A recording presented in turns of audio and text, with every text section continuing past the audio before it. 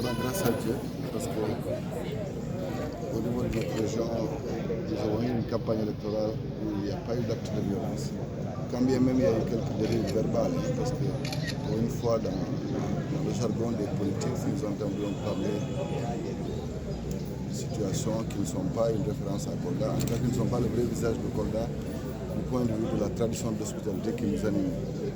Donc, sauf cette question de régionalisme, d'ethnicisme, la campagne électorale s'est tenue dans de très bonnes conditions. On n'a pas connu d'actes de violence. Donc nous en rendons grâce à Allah. Pour le reste aussi, une campagne électorale pour les législatives, sa vocation, c'est de choisir des hommes et des femmes capables d'aller défendre les populations au niveau de l'hémicycle. Malheureusement aussi au niveau de liste nationale, nous avons vu que la vocation d'une Assemblée nationale qui est le vote des lois, le contrôle de l'action gouvernementale et l'évaluation des politiques publiques a été dévoyée parce qu'on entendait plus des candidats qui se comportaient comme des candidats à l'élection présidentielle plutôt que même des candidats à une élection législative. Mais l'un dans l'autre, c'est toujours la force de la démocratie sénégalaise que de pouvoir traverser des épreuves comme celle-là. Je voudrais d'abord remercier et féliciter tous les acteurs du processus électoral. Parce que d'habitude, en amont du processus, il y avait beaucoup de problématiques qui étaient soulevées quant à l'éligibilité ou pas des candidats ou quant à des régions de liste. Mais pour une fois, vraiment ces contentieux préélectoraux n'ont pas eu lieu. Vous n'avez pas aussi entendu de récrimination majeure sur le processus électoral. Et ça, c'est tout au mérite du gouvernement et de la direction générale des élections. Aujourd'hui, le scrutin se déroule, mais comme on pouvait le pressentir, l'élection présidentielle polarise et charrie fortement les populations, alors qu'au niveau du scrutin pour les élections législatives, le taux de participation va être naturellement moindre. Mais puisque nous avons fait une bonne campagne, la liste que nous soutenons,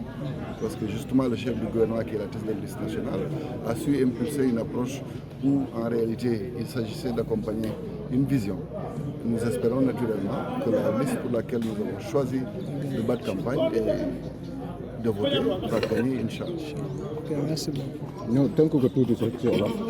Wolof. waaw. dégg nga wolof. laaj ma ci wolof. déedéet man dégguma wolof. di sant yàlla bu baax. di julli ci yonent bi sallallahu alayhi wa sallam. yàlla may na ñu dugg ci campagne bi ci bismillahi rahmaani rahim génn ci nag tey ci vote bi ndax li ñu wax ci bés bi mooy Sénégal bi nag génn def li ko war ak askanam tànn ki mu bëgg a tànn ñibbi këram donc tey ñun ñëw nañ suñu wàllu bopp pour voter nañ nag ci jàmm ak salaam li may njëkk a rafetlu mooy ci suñu région bi bu ngeen ko seetloo vraiment dëgg nag liñ doon gis ci fitna gisuñu ci fitna maanaam ay xeex ay yu demee noonu dëgg nag ñu ciy sant yàlla ndax loolu comportement bu baax la te ñu ci gën a ñaax askan ndax li am solo mooy bésu tànneef te ki bëgg a tànn dina tànn nu mu ko neexee beneen bi nag aussi di rafetlu taxawaayu ñi nga xam ne ñoo yor lépp lu jëm ci wàllu jongante bi ndax jongante bi lu am solo la ci démocratie naam candidat yu bëri dañoo jaawale woon jongante bi ak élection njiitu réew ndax lu war assemblée mooy di voter ay loi di contrôler li nga xam ne gouvernement moom lay liggéey ak di tamit di càmbar li ñuy woowee politique publique loolu mooy waru garam mais boo seetloo bëri yenn candidat opposition yi ci gën a bëri dañoo foogoon ñu ngi woon ci élection njiitu réew moo tax xëy na seen message sax jàllul mais ñun ki nga xam ne dañoo tànnoon pour gunge ko li ko waroon ak askan bi def na ko ndax wane gis-gis bi nga xam ne ñoom teg nañ ko dëgg la pour accompagner njiitu réew mi ndax ñoom xam nañ njiitu réew mi mooy définir li ñuy woowee politique de la nation donc li ci des nag mooy ñu ñaan yàlla rek li nga xam ne tàmbali nañ ko nii ci suba si ba léegi mu jeexee ci jàmm ak salaam ñi Sénégalais yi tànn ñu xam ne ñooñu la Sénégalais yi tànn ñu nangu ko ba pare ñu dem ci leneen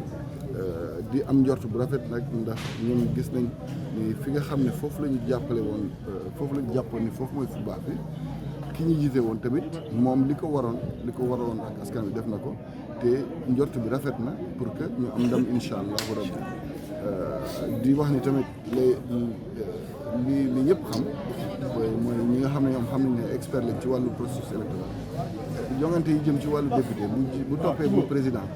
li ci gën a bëri mooy dinañ rawante ay fukki point ci ay taux de participation loolu day faral di am toujours donc loolu lu normal kon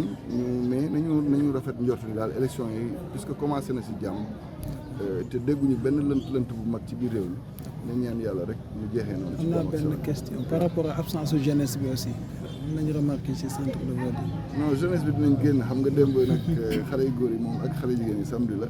boo dama ne ñu bëri yeewoo mais xam nga jeunesse bi tamit ñun liste bi ñu tànn jeunesse moo ko porté ci au pouvoir donc gëm naa ni tamit di ngeen mën a gis ci dans la journée mais xam naa ni tamit tey bés bu crucial la pour réew mi képp kuy Sénégal yi dina génn ba nga xam ne moom war nañu tànn dina ko def ci anam yu gën. Merci beaucoup.